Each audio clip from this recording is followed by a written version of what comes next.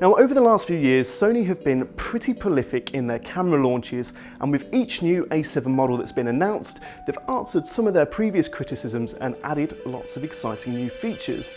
Now, the reason I start this video by stating that is that I think with this particular model, the A7R Mark III, the brand are really starting to reach a bit of a tipping point where actually they can be considered a true professional option. So today I'm going to do a bit of a portrait shoot with my model for the day, Rob, and explain to you what it is that I really enjoy about this camera.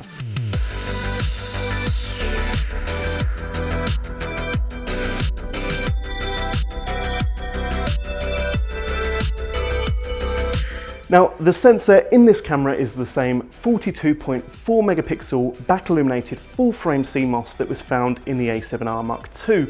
Now, normally when a new camera model is released, if it's got the same sensor as an older model, we might be a little bit critical of it, but that's not really so much of a problem with this camera. The sensor in the A7R Mark II was really critically acclaimed, and there's still very little which can go toe to toe with it. If you want better image quality than this camera is capable of, you're really going to have to start looking at things like digital medium formats. Zoom into images at 100% and the files that this thing can produce are still as impressive as they were in that device. You've got clarity right down to the smallest hair. Dynamic range from this camera is fantastic as well, 15 stops at lower ISOs, and its tone accuracy seems improved over its predecessor. So pair it with some quality glass and image quality is going to be right on the money. It's also surprisingly adept at shooting at higher ISO levels, and unless you're in supremely testing conditions, it's really going to impress you. Thanks, Rob. So one of the areas that you're really going to see the difference on this camera compared to the A7R Mark II is its autofocus system. The A7R Mark II is a camera I use a lot for WEX, and there's a lot I really love about it, but one area of the camera that never really won me round was its autofocus, but this thing is an entirely different beast. So Sony claim that this new system is 2 times faster.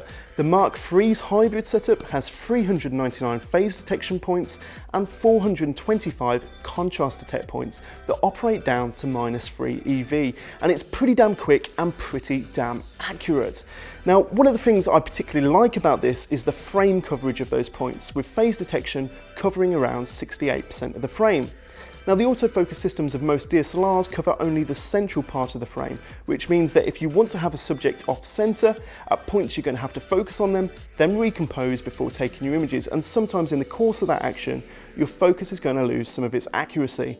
With this device, it's not such a problem. I can select a focus point towards the edge of the frame, focus on the subject and capture my image. It also makes a massive difference to how successful this camera is with its tracking, as no longer are you going to have to maintain your subject in a central autofocus area while I move. So if I want to capture Rob in a minute walking towards me, perhaps at an angle across the frame or even in burst, this camera is really going to perform and not frustrate me. Thanks, Rob. Now, this camera is not really aimed at sports and wildlife photographers, but that doesn't mean to say that the people that it is aimed at don't want the ability to shoot at some nice burst speeds as well. Okay, there's perhaps not the demand for that 20 frames per second found in the A9, but this camera, despite its massive resolution, can still shoot at a highly respectable 10 frames per second. That's double the speed of the A7R Mark II. And the buffer of this camera is around 76 RAWs, so that's 7.5 seconds of continuous shooting. For most people's needs with a device like this, that's going to be more than enough. You know, if you're a wedding photographer trying to get that perfect confetti shot, it's just got a whole lot easier with this device. So one of the other big benefits of this device is its 5-axis image stabilisation. It can compensate for 5.5 stops of camera shake with any lens attached. Now, that's not really offered by any of its kind of DSLR high resolution rivals.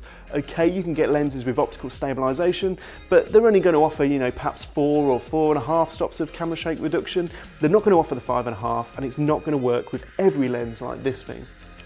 Again, I'm not going to dwell on video too much because we're on a still shoot here, but the A7R III can shoot high quality 4K at 30 frames per second through 5K oversampling and Full HD at up to 120 frames per second for super slow motion playback. It's also got inputs for headphones and external microphones so that you can check your audio is exactly how you want it. Cool.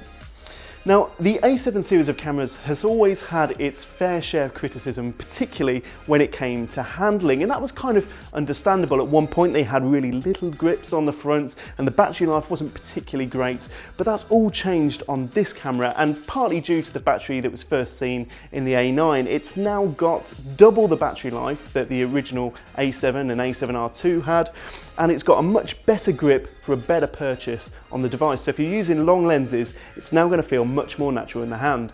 Dual card slots mean that files can be backed up on the fly or capacity can be increased without having to switch out cards mid-shoot like some of the previous models. The new OLED True Finder is one of my favourite EFs that I've ever used as well. It's got a great resolution and a customisable frame rate.